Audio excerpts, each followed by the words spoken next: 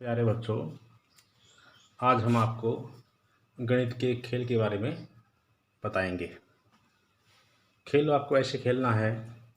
सबसे पहले 1 से लेकर 100 तक की गिनती लिखनी है। जब आप गिनती लिख देंगे तो उसको खेल शुरू करेंगे। क्या करेंगे? सबसे पहले हम 1 को छोड़ देंगे और 2 पर गोला लगाएंगे। 2 पर गोला लगाने के बाद जो संख्याएं 2 से विभाजित होती हैं, 2 से पूरा भाग होती हैं, उन संख्याओं को हम काटेंगे। 100 तक काटने के बाद 1 को हमने छोड़ा था, 2 पर हमने गोला लगाया था, अगली संख्या 3 आएगी। तो 3 पर हम गोला लगाएंगे और जो संख्याएं 3 से भाग होती हैं उनको हम काटेंगे।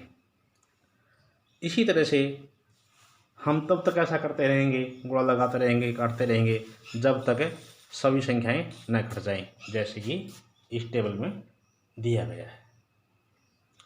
इस टेबल में आपको 1 को छोड़कर कोई संख्या ऐसी नहीं मिलेगी जिस पर गोला या कांटा न लगा हो। मैंने आपको बताया था सबसे पहले 1 से 100 तक गिनती लिखनी है। ये गिनती लिखी 1 से 100 तक। मैंने कहा था 1 को छोड़ दीजिए, हमने 1 को छोड़ दिया। फिर कहा था 2 पर गोला लगाइए, 2 पर गोला लगाया और 2 पर गोला लगाने के बाद जो संख्याएं 2 से विभाजित होती हैं, यानी कि जो संख्याएं 2 से पूरा भाग होती है, या हम कह सकते हैं जो संख्याएं 2 के पहाड़े में आती है, या कह सकते हैं जो संख्याएं 2 की गुणज है, उनको हमें काटना है। 2 के बाद 4, 6, 8, 10, 12, 14 है। इसी तरह से आगे हम 100 तक पहुंच गए। फिर हम करेंगे दोबारा। 1 को हमने छोड़ा था, 2 पे हमने गोला लगाया था, उसका संख्या थी 3। अब हमने 3 पे गोला लगाया है और जो संख्याएं 3 से भाग होती हैं, 3 से पूरा भाग होती हैं, 3 से विभाजित होती हैं, उनको हम काटेंगे। 3 पे हमने गोला लगाया, 3 दूनी 6, पहले से कटा हुआ है, 3 3 9 पर हमने कांटा लगा दिया। अब जो 3 के पहाड़े में आई, हमने इस तरह कांटा लगा दिए।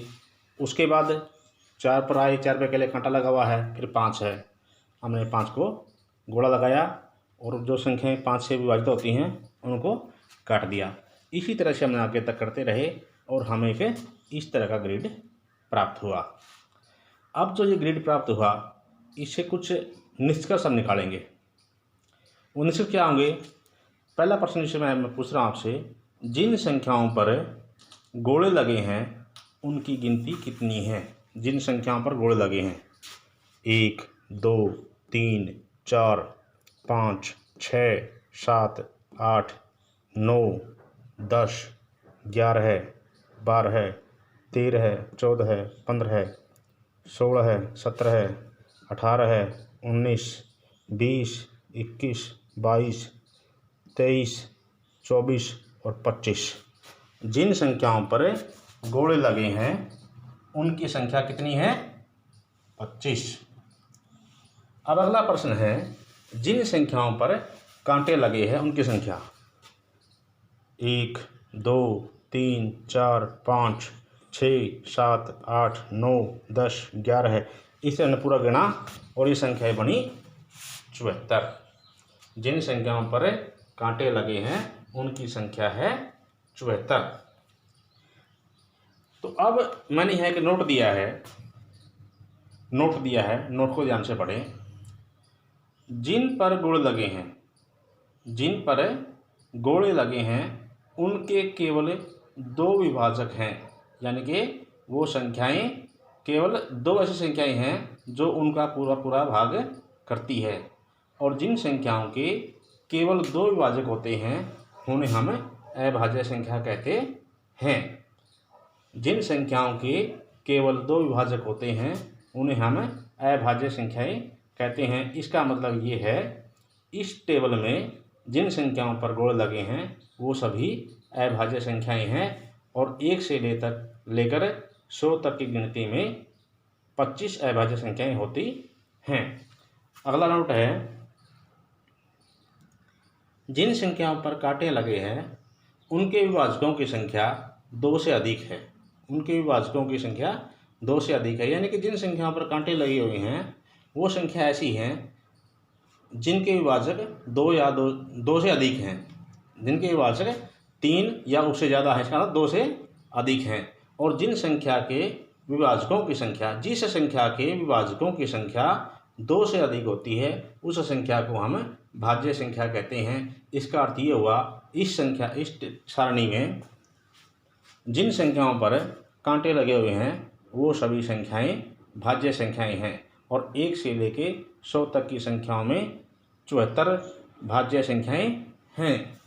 जो एक छोड़ दिया आपने ये ना तो भाज्य में आता है और न ही अभाज्य में आता है, क्योंकि भाज्य और अभाज्य के लिए जो परिभाषा निश्चित है वो ये है भाई जिस संख्या के केवल 2 विभाजक हो वो संख्या अभाज्य है, जिसके विभाजकों की संख्या 2 से अधिक हो वो संख्या अभाज्य है।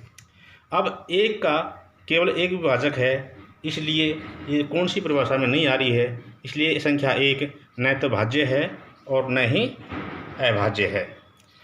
एक प्रश्न इससे बनता है सबसे छोटी अभाज्य संख्या कौन सी है। अब जिन पर गोल लगे हुए हैं उनमें सबसे छोटा कौन है 2, इसका मतलब सबसे छोटी अभाज्य संख्या 2 है। एक प्रश्न बनता है सबसे छोटी भाज्य संख्या कौन सी है। जिस पर कांटा लगा हुआ है, जिन संख्याओं पर कांटा लगा हुआ है उनमें सबसे छोटा कौन है 4, इसलिए 4 सबसे छोटी भाज्य संख्या है। एक प्रश्न ये बनता है भाज्य और अभाज्य संख्याओं की गणना कहाँ से शुरू होती है। भाज्य और अभाज्य संख्याओं की गणना 2 से शुरू होती है। अब कुछ प्रश्न हैं जो आपको घर से करने हैं, अपने आप करने हैं, वो ये नीचे लिखे हुए हैं, इसको आप फ्लैश में देख लें। ये प्रश्न आपको घर से करने हैं।